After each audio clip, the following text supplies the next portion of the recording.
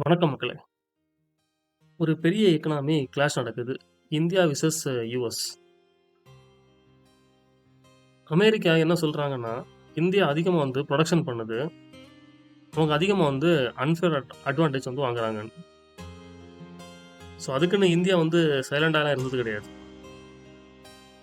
இப்போ அவங்க என்ன பண்றாங்கன்னா, ஃபுல் இண்டஸ்ட்ரியல் டேட்டாவ கலெக்ட் பண்ண ஆரம்பிச்சுட்டாங்க நம்ம இந்தியன் கவர்மெண்ட்.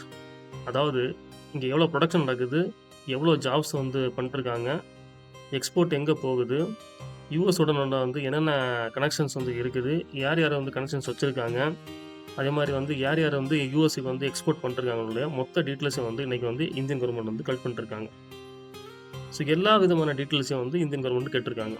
ஏன் தெரியுமா? யுஎஸ் செக்ஷன் 301 ப்ரோபுக்கு ஸ்ட்ராங்காக ஆன்சர் கொடுக்கறதுக்கு வேண்டி. யுஎஸ் ஆல்ரெடி பார்த்தீங்கன்னா வார்னிங் கொடுத்துருக்காங்க.